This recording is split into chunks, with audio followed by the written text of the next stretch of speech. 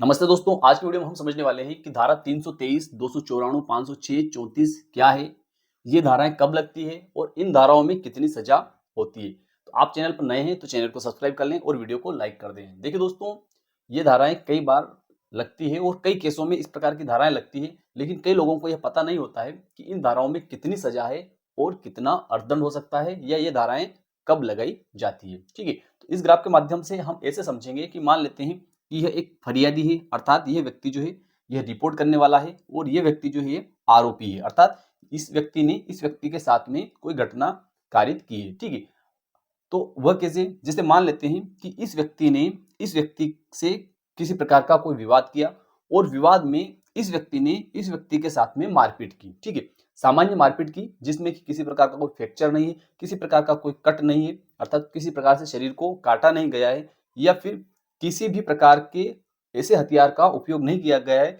जिससे कि इस व्यक्ति द्वारा इस व्यक्ति के किसी अंग को भंग कर दिया गया हो, अर्थात कोई इसका अंग काट दिया गया हो, जैसे दांत तोड़ दिया जाता है या फिर हाथ काट दिया जाता है, जिसको अलग कर दिया जाता है, उंगली काट कर अलग कर दी जाती है। तो इस प्रकार से इसका कोई अंग भी अलग नहीं किया गया है। तो ऐसी स्थिति में जो सामान्य प्रकृति की जो चोटें रहती है, उस स्थिति में इस व्यक्ति के खिलाफ जो धारा पंजीबद्ध होगी वह क्या होगी, धारा 323। ठीक है, अब क्या होता है कि धारा 294 कब लगती है।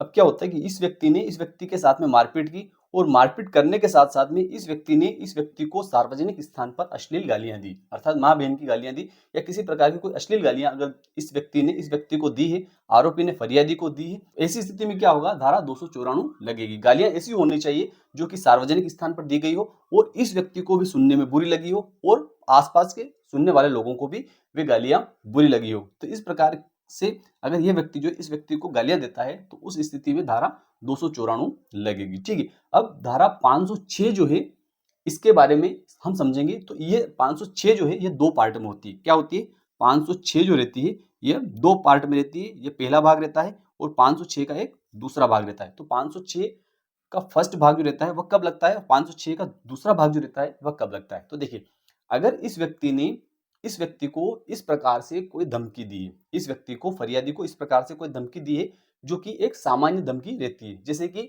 अगर इस व्यक्ति ने इसको कहा कि इधर से अगर तू निकला तो तेरे को मैं देख लूंगा, तो ऐसी स्थिति में धारा 506 का पहला पार्ट लगेगा। ठीक है, और अगर ये व्यक्ति जो है इसको इस प्रकार से गाली देता है या इस प्रकार से धमकी देता है कि अगर यहाँ से तू निकला या ये काम तूने दोबारा किया तो तुझे जान से खत्म कर दूंगा या तेरे हाथ पैर तोड़ दूंगा, तुझे जला दूंगा या तेरा अपहरण कर लूंगा, इस प्रकार की अगर कोई गंभीर धमकी देता है तो ऐसी स्थिति में धारा 506 का दूसरा पार्ट लगेगा। ठीक है, अब धारा 34 जो रहती है यह कब लगती है। ठीक है, तो धारा 34 कब लगती है कि यह व्यक्ति जो है इससे अधिक आरोपी गण है। ठीक है, इससे अधिक एक और हो सकता है, इससे अधिक दो और हो सकते हैं, इससे अधिक 4, 5, 6, 7, 8 कितने भी हो सकते हैं। अगर सभी लोगों ने मिल करके इस व्यक्ति के साथ में ऐसा कोई अपराध कारित किया है, अर्थात इन सभी ने मिलकर के, सभी आरोपियों ने मिलकर के इसके साथ में मारपीट की है, इसके साथ में गाली गलौज की है, इसको जान से मारने की धमकी दी है या इसके हाथ पैर तोड़ने की धमकी दी है या इसको देख लेने की धमकी दी है,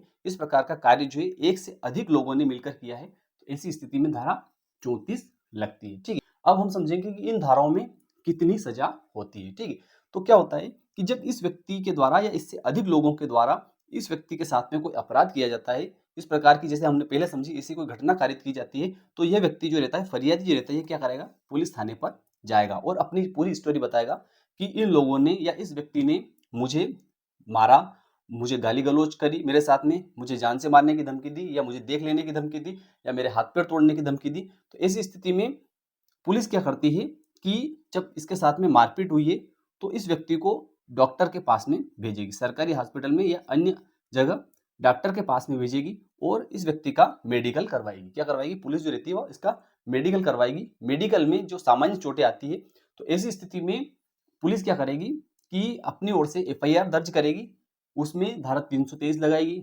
जब इस व्यक्ति ने पुलिस के सामने ये कहा कि गाली गलौज भी की, सार्वजनिक स्थान पर गाली गलौज की है और सुनने में बुरी लगी है, तो ऐसी स्थिति में धारा 294 भी लगाएगी।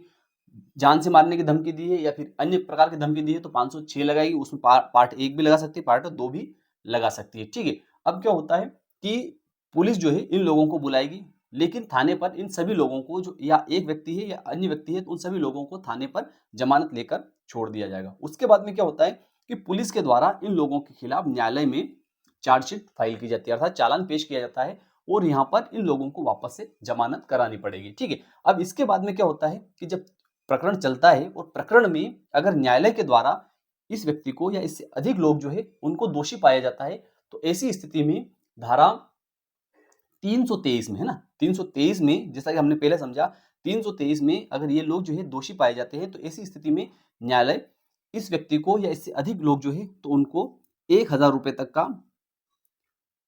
1000 तक का अर्थदंड कर सकती है और 1 वर्ष तक का कारावास भी कर सकती है। ठीक है, 1 वर्ष तक का कारावास भी न्यायालय इनको कर सकती है। कौन सी धारा में?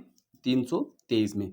1000 रुपए से कम का अर्थदंड भी हो सकता है और 1 वर्ष से कम तक की कारावास भी हो सकती है, लेकिन अधिकतम 1000 रुपए तक का अर्थदंड होगा और अधिकतम 1 वर्ष तक की कारावास इन आरोपी लोगों को हो सकती है। कौन सी धारा में?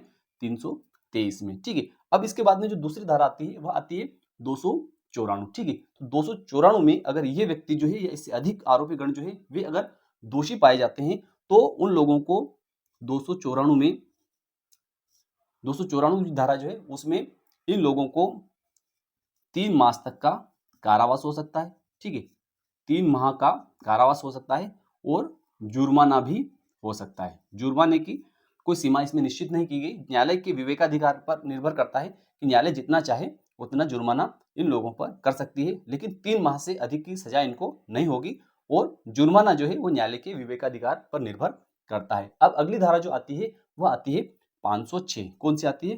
506 आती है। ठीक, अब 506 जो है उसमें 2 पार्ट है, तो 2 पार्ट में जो है जैसे पहला हमने पार्ट समझा था कि अगर सामान्य धमकी दिए तो ऐसी स्थिति में उन्हें इन आरोपी गण को 2 वर्ष तक का कारावास हो सकता है। कितना हो सकता है? 2 वर्ष तक का कारावास हो सकता है।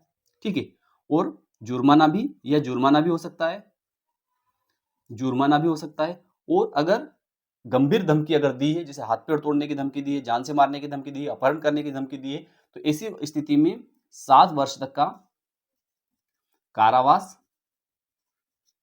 और जुर्माना हो सकता है। ठीक है, यह जुर्माना भी हो सकता है।